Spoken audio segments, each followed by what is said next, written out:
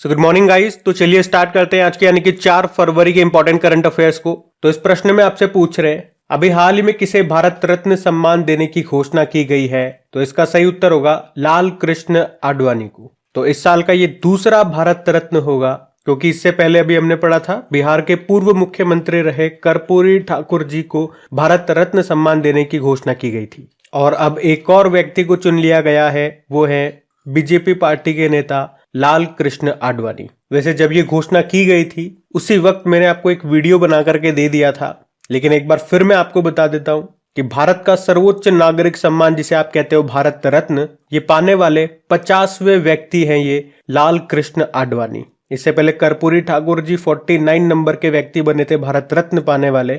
यानी कि आप कह सकते हो अभी तक टोटल 50 लोगों को दिया जा चुका है, जिसमें 50वें बन गए लाल कृष्ण आडवाणी। कर्पूरी ठाकुर जी को मरणोपरांत मिला था, लाल कृष्ण आडवाणी जीवित है अभी। लाल कृष्ण आडवाणी जी की बात करें तो इनका जन्म 8 नवंबर 1927 में कराची में हुआ था, जब ये भारत का हिस्सा था। ये वैसे भारत के गृह मंत्री भी रह चुके हैं और अटल जी के टाइम पे ये भारत के 7वें उप प्रधानमंत्री भी रहे थे। और बात करें कि इन्हें भारत का दूसरा सर्वोच्च नागरिक सम्मान जिसे हम कहते हैं पद्म विभूषण, वो कब मिला था तो 2015 में मिला था। और अब 96 साल की उम्र में भारत का सर्वोच्च सम्मान 2024 में इनको दिया गया 50वें नंबर का। तो ये डेटा आपके काम का है, ये आपको याद रखना है। थोड़ा सा भारत रत्न की हम बात करते हैं। तो भारत रत्न ये देश का सर्वोच्च नागरिक सम्मान है। शुरुआत कब होती है 1954 में। पहली बार ये 3 लोगों को दिया गया था 1954 में ही। सर्वपल्ली राधाकृष्णन जी जो कि भारत के पहले उपराष्ट्रपति या यूं कहूं कि हमारे दूसरे राष्ट्रपति थे। सी राजगोपालाचारी स्वतंत्र भारत के जो अंतिम गवर्नर जनरल थे। और हमारे साइंटिस्ट सीवी रमन को। अभी लास्ट टाइम आखिरी बार 2019 में दिया गया था, तब भी तीन लोगों को दिया गया था, प्रणब मुखर्जी, नानाजी देशमुख और भूपेन हजारिका। एक साल में मैक्सिमम 3 ही लोगों को दिया जाता है। और 2024 में 2 लोगों को तो दे दिया गया। आगे आगे देखिए होता है क्या पता एक और नाम की घोषणा करते हैं। तो अभी तो हमें 2 याद रखने हैं। अच्छा, भारत रत्न से कुछ इंपॉर्टेंट प्रश्न आपके बनते हैं, वो आपको हमेशा पता ही होने चाहिए। जैसे कि भारत रत्न सम्मान पाने वाली पहली महिला कौन थी, तो आंसर होगा इंदिरा गांधी थी, 1971 में मिला था। भारत रत्न पाने वाले एकमात्र खिलाड़ी कौन रहे, तो आंसर होगा सचिन तेंदुलकर। और यूं भी कह सकते हो सबसे कम उम्र के व्यक्ति भी हैं ये भारत रत्न सम्मान पाने वाले। और पहले विदेशी नागरिक कौन थे जिन्हें भारत रत्न मिला था, तो खान अब्दुल गफ्फार खान 1987 में मिला था, जिन्हें फ्रंटियर गांधी भी कहा जाता है। वैसे अभी तक 2 विदेशी नागरिकों को मिल चुका है।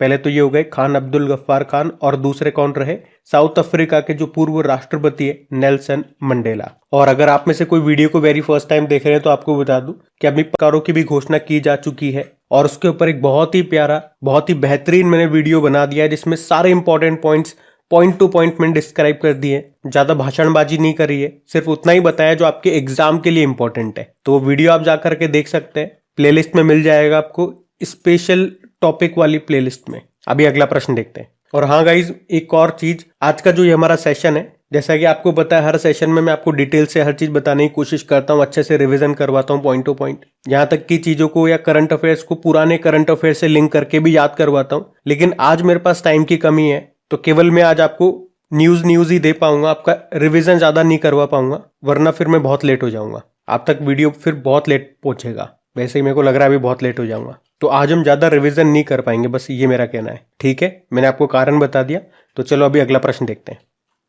तो अगला प्रश्न है, अभी हाल ही में बनवारी लाल पुरोहित जी ने राज्यपाल के पद से इस्तीफा दे दिया। वे किस राज्य के राज्यपाल थे, गवर्नर थे, तो आंसर होगा पंजाब। तो पंजाब के राज्यपाल बनवारी लाल पुरोहित, कई बार पढ़ा इनके बारे में, लेकिन अब नहीं पढ़ेंगे क्योंकि अब इन्होंने अपने पद से इस्तीफा दे दिया। क्यों दिया, क्या कारण है, तो इन्होंने कहा कुछ नहीं है भाई साहब, निजी कारणों से दे रहा हूं, ये मेरा पर्सनल मामला है। वे 2021 में पंजाब के 36वें राज्यपाल बने थे। अच्छा, राज्यपाल जब ये बने थे तो राज्यपाल को कौन शपथ दिलाता है, उस राज्य के हाईकोर्ट के चीफ जस्टिस।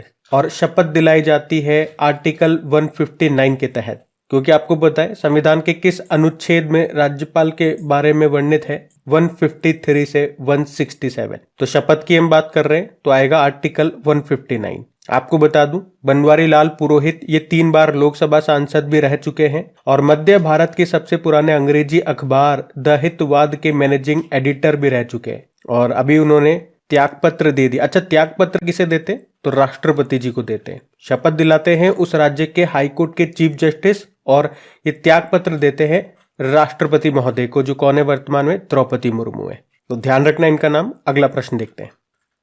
फिर आपसे पूछ रहे हैं, अभी हाल ही में हमारे जो रक्षा मंत्री हैं राजनाथ सिंह, उन्होंने INS संध्या को कहां से कमीशन किया? तो आंसर होगा विशाखापत्तनम। तो अभी आंध्र प्रदेश के विशाखापत्तनम में समुद्र की निगरानी बढ़ाने के लिए भारतीय नौसेना के सर्वे वेसल INS संध्या को कमीशन किया गया। कमीशन किया मतलब इसे फाइनली सेना में शामिल कर लिया।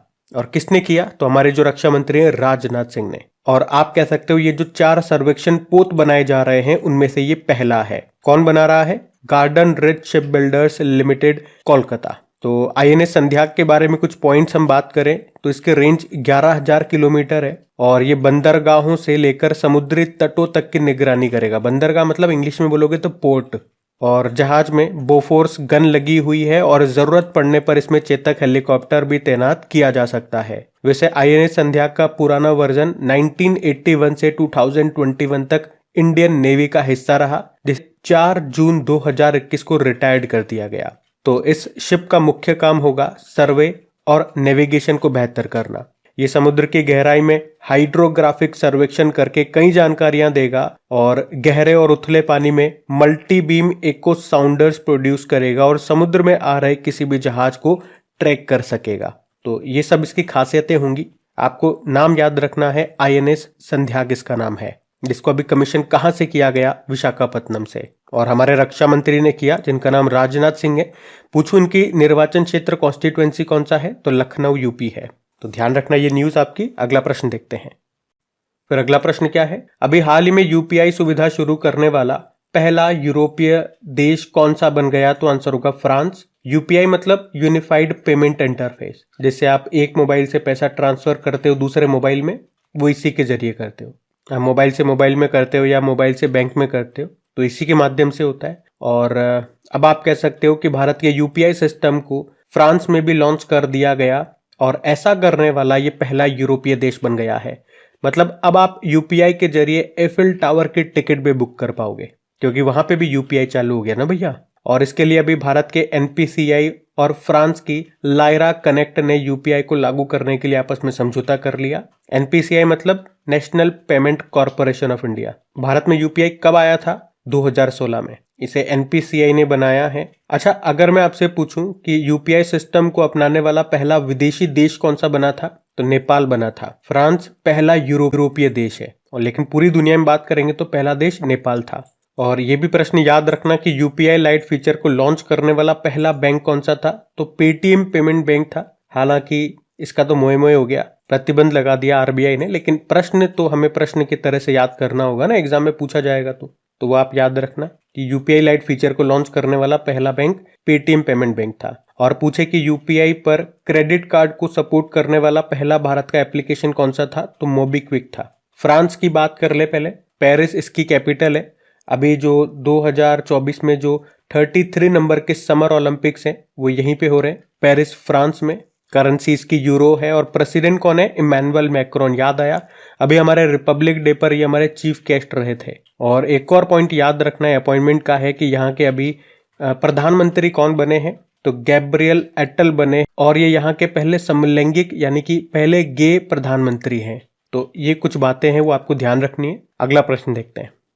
फिर आपसे पूछ रहे हैं, अभी हाल ही में सूरज कुंड शिल्प मेले का आयोजन ये कहाँ पे किया गया? तो आंसर होगा फरीदाबाद में। तो अभी हरियाणा के फरीदाबाद में अंतरराष्ट्रीय सूरज कुंड मेले का आयोजन किया गया, जिसका उद्घाटन खुद हमारी राष्ट्रपति द्रौपदी मुर्मू जी ने किया। तो भारतीय हैंडलूम और टूरिज्म को बढ़ावा देने के लिए ये वार्षिक मेला हरियाणा पर्यटन के द्वारा आयोजित किया जाता है। और इस बार ये इसका 37वां नंबर का एडिशन है, संस्करण है। और इसमें थीम स्टेट इस बार रहा है गुजरात। ये मेला हर साल होता है, फरवरी महीने में हर साल ये होता है, और यहीं पे होता है हरियाणा के फरीदाबाद में। ये आपको याद रखना है। एक और आपको याद रखना है, एक अंतरराष्ट्रीय गीता महोत्सव, ये भी हरियाणा में होता है, हरियाणा के कुरुक्षेत्र में। तो इस प्रश्न में हमने बात करी सूरज कुंड शिल्प मेले की। अच्छा, कुछ और मेले अभी न्यूज में रहे थे, वो सारे मैं आपको रिवाइज कराता हूँ। ये करंट अफेयर्स में रहे थे 2023 में, ध्यान से सुनना। ये तो हमने पढ़ी लिया, अंतरराष्ट्रीय सूरज कुंड मेले का आयोजन हर बार कहाँ पे होता है? हरियाणा के फरीदाबाद में, ऐसे याद रखना है। सरस मेले का आयोजन कहाँ पे हुआ था?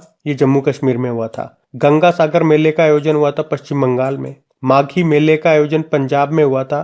झींगा मेले का आयोजन भी हुआ था पंजाब में। एक सरस आजीविका मेले का आयोजन हुआ था हरियाणा के गुरुग्राम में। लक्खी मेले का आयोजन होता है राजस्थान के सीकर में। और अभी गोल मेले का आयोजन हुआ था जगन्नाथ मंदिर, जो कि उधमपुर जम्मू कश्मीर में है। तो इस तरह से ये कुछ मेले मैंने आपको एक साथ अलग से लिखवा दिए हैं जो हमने पिछले साल 2023 में पढ़े थे, तो ये आपको ध्यान रखना है। अभी अगला प्रश्न देखते हैं। फिर बताइए, हाल ही में अंतर्राष्ट्रीय मानव बंधुत्व दिवस 2024 ये कब मनाया गया? तो आंसर होगा 4 फरवरी को। तो अंतर्राष्ट्रीय मानव बंधुत्व दिवस यानी कि international day of human fraternity यह हर साल 4 फरवरी को मनाया जाता है। मनाने का उद्देश्य दुनिया भर में अंतर धार्मिक सद्भाव और सांस्कृतिक समझ को बढ़ावा देना। फरवरी में आप देखोगे अभी तक ये हमारा तीसरा दिवस है। पहला हमने मनाया था 1 फरवरी को भारतीय तटरक्षक दिवस के रूप में, फिर 2 फरवरी को इंटरनेशनल वेटलैंड डे विश्व आर्द्र भूमि दिवस के रूप में, जिसकी थीम क्या थी? वेटलैंड्स एंड ह्यूमन वेलबींग, यानी कि आर्द्र भूमि और मानव कल्याण। और अब ये तीसरा हो गया 4 फरवरी को अंतर्राष्ट्रीय मानव बंधुत्व दिवस के रूप में। तो ये आपको याद रखने हैं। अगला प्रश्न देखते हैं। फिर आपसे पूछ रहे हैं, अभी फरवरी 2024 में भारतीय वायुसेना के द्वारा वायु शक्ति 2024 अभ्यास का आयोजन कहाँ पे किया गया? तो आंसर होगा जैसलमेर में। बात कर रहे हैं यहाँ पे वायु शक्ति अभ्यास की, जिसका आयोजन किया भारतीय वायुसेना ने 17 फरवरी 2024 को। कहाँ पे? राजस्थान के जैसलमेर में। और इस बार ये एक्सरसाइज दिन और रात के समय किया जा रहा है। अच्छा, यहाँ पे मैं एक काम करता हूँ, 2024 में अभी तक जितने भी एक्सरसाइज हमने मिलिट्री एक्सरसाइज हमने पढ़े उनका मैं आपको क्विक रिवीजन करवा देता हूँ। एक आपको याद होगा डेजर्ट साइक्लोन एक्सरसाइज के बारे में, भारत और यूएई के बीच में ये हुआ, राजस्थान के थार रेगिस्तान में हुआ था। सहयोग काजन एक्सरसाइज भारत और जापान के तटरक्षक बलों के बीच में हुआ था, ये चेन्नई में। अभी अयुत्या एक्सरसाइज ये पहली बार हुआ था भारत और थाईलैंड के बीच में। साइक्लोन एक्सरसाइज इस बार ये इसका दूसरा संस्करण हुआ था भारत और इजिप्ट के बीच में, इजिप्ट में ही हुआ था। खंजर एक्सरसाइज का 11वां संस्करण हुआ था किर्गिस्तान के बीच में, हिमाचल प्रदेश के बकलो में।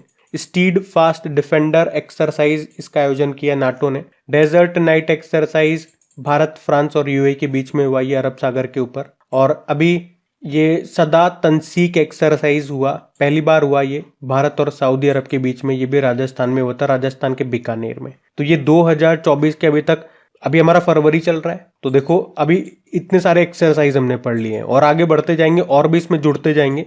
तो जब भी एक्सरसाइज का प्रश्न आता है मैं आपको ये सारे बार बार रिवाइज करवाता हूँ, तो इसी क्लास में ये सारी चीजें आपको याद हो जाएंगी। बस रेगुलर आपको बने रहना है, रेगुलरिटी रखना है।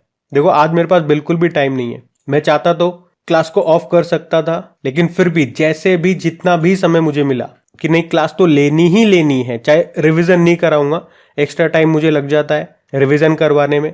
और रिवीजन करवाने के लिए जो एक्स्ट्रा शीट में साथ में आपको बना करके देता हूँ उसमें मेरे को बहुत टाइम लग जाता है, क्योंकि यहाँ पे सारा काम मुझे ही करना पड़ता है, तो टाइम तो वैसे ही नहीं है। तो फिर मैंने अपने आप से कहा कि भले ही रिवीजन नहीं करवा पाऊंगा, केवल जो इंपॉर्टेंट न्यूज है वही आपको डिलीवर कर दूंगा, लेकिन क्लास तो लेनी ही लेनी है, छुट्टी नहीं करनी है, वरना एक रिदम टूट जाएगी आप लोगों की भी। बस एक पॉजिटिव प्रयास आपको करना है। बाकी कभी कभी सिचुएशंस के ऊपर भी चीजें हो जाती है कि हम चाहते हैं फिर भी नहीं कर पाते। बहुत सी बार मेरे साथ भी हो जाता है कि नहीं चाह रहा, बिल्कुल भी टाइम ही नहीं है, ही नहीं टाइम, बैठने का भी टाइम नहीं है, तो फिर उस केस में छुट्टी होती है, लेकिन फिर बाद में कवर करते हैं ना। तो ऐसे ही आपको भी रहना है कि क्लास तो लेनी ही लेनी है, छोड़ना नहीं है। हाँ, कई बार ऐसी सिचुएशन आएगी कि नहीं ले पाए, कोई बात नहीं, फिर जब टाइम मिल जाए तो कवर कर लेना है। अच्छा देखो, यहाँ भारतीय वायुसेना की बात करिए तो याद रखना वायुसेना दिवस हम 8 अक्टूबर को मनाते हैं और हमारे एयर चीफ मार्शल कौन है? विवेक राम चौधरी हैं। अभी अगला प्रश्न देखते हैं। चलो फिर बताओ, हाल ही में भारतीय नौसेना ने किस वर्ष को नौसेना नागरिकों का वर्ष घोषित किया? तो आंसर होगा 2024 को। तो अभी भारतीय नौसेना ने समग्र नागरिक मानव संसाधन प्रबंधन को प्राथमिकता देते हुए 2024 को नौसेना नागरिकों का वर्ष घोषित किया है। इसका उद्देश्य है प्रशासनिक दक्षता को बढ़ावा देना और कर्मचारी कल्याण को बढ़ाना। आप जानते हो नौसेना दिवस हम 4 दिसंबर को मनाते हैं और हमारे नेवल चीफ हैं आर हरि कुमार। अच्छा, अब आपको याद आएगा कि इसी तरह का एक और प्रश्न अभी हमने पढ़ा था, जिसमें हमारी भारतीय सेना ने 2024 को टेक्नोलॉजी एब्जॉर्प्शन यानी कि प्रौद्योगिकी अवशोषण के वर्ष के रूप में चुना था, तो वो भी आपको याद रखना है। कुछ और इसी तरह के मैं आपको याद दिलाऊं तो 2024 की बात करते हैं। पहले यूनाइटेड नेशन ने 2024 को अंतरराष्ट्रीय कैमिलिट्स वर्ष घोषित किया था। 2023 आप जानते हो हमने ईयर ऑफ मिलेट्स यानी कि बाजरे के अंतरराष्ट्रीय वर्ष यानी कि मोटे अनाज के वर्ष के रूप में मनाया। और 2024 में और क्या पढ़ा आपने? अभी समर ओलंपिक्स होने वाले हैं पेरिस में। कौन से नंबर के? 33 नंबर के। भारत होस्ट करेगा क्वाड समिट को 2024 में ही। 2024 में ब्रिक्स की अध्यक्षता रशिया के पास आ गई। G20 को होस्ट कर रहा है ब्राजील। और 2024 में COP29 इसका आयोजन होगा अजरबैजान की कैपिटल बाकू में। और 2024 से और क्या याद आ रहा है? एक और प्रश्न याद आएगा कि जो भारत है ये पहली बार यूनेस्को की विश्व धरोहर समिति की मेजबानी करेगा 2024 में। ये भी तो इम्पोर्टेंट है। और क्या इम्पोर्टेंट होने वाला है 2024 में? और 2024 में आपकी नौकरी भी लगने वाली है। बस मेहनत करते जाओ और आगे बढ़ते जाओ, हम भी बढ़ते हैं आगे। तो अगले प्रश्न में क्या पूछ रहे हैं? अभी हाल ही में 2024 पेरिस ओलंपिक के लिए किसे मशाल वाहक के रूप में चुना गया? तो आंसर होगा अभिनव बिंद्रा को। अभिनव बिंद्रा, आप जानते हो ओलंपिक में गोल्ड मेडल जीतने वाले पहले भारतीय हैं ये अभिनव बिंद्रा। और ICC एथलीट आयोग के सदस्य भी है।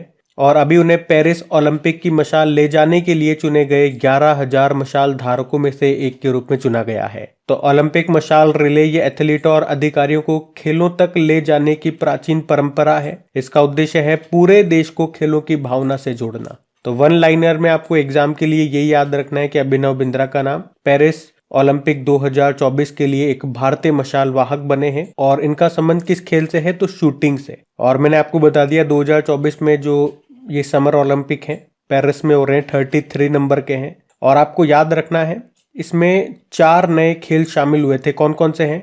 ब्रेक डांस है, स्केटबोर्डिंग, स्पोर्ट क्लाइंबिंग और सर्फिंग है। अब इसी तरह का एक प्रश्न मैं आपसे पूछ रहा हूं जो अगले वाले समर ओलंपिक्स होंगे लॉस एंजल्स में 2028 में होंगे, उसमें 5 खेलों को शामिल किया गया है। आप बताने की कोशिश करो, कमेंट बॉक्स में लिखने की कोशिश करो कि आपको कौन कौन से याद है और कितने खेल आपको याद है, जिसमें से 2 खेल तो हमारे लिए इंपॉर्टेंट है। बाकी देखो, इंटरनेशनल ओलंपिक कमेटी की बात करते हैं, स्थापना होती है 23 जून 1894 में, इसलिए 23 जून को हम इंटरनेशनल ओलंपिक डे के रूप में मनाते हैं। हेडक्वार्टर लुज़ेन स्विट्जरलैंड में है और अध्यक्ष है थॉमस बाक। अगला प्रश्न देखते हैं। फिर आपसे पूछे अभी हाल ही में कर्नाटक हाईकोर्ट के नए चीफ जस्टिस कौन बने हैं? तो आंसर होगा PS दिनेश कुमार। एक्चुअली में अभी तक जो कर्नाटक हाईकोर्ट में जो चीफ जस्टिस थे PB वराले, उनको सुप्रीम कोर्ट में जज बना दिया गया। तो अब उनके बाद PS दिनेश कुमार को कर्नाटक हाईकोर्ट का चीफ जस्टिस बनाया गया है। एक्टिंग चीफ जस्टिस है। खैर, इनका थोड़ा सा ही कार्यकाल रहेगा। फरवरी के एंड में ये फिर से रिटायर्ड हो जाएंगे, क्योंकि फरवरी के एंड में ये भी रिटायर्ड हो जाएंगे।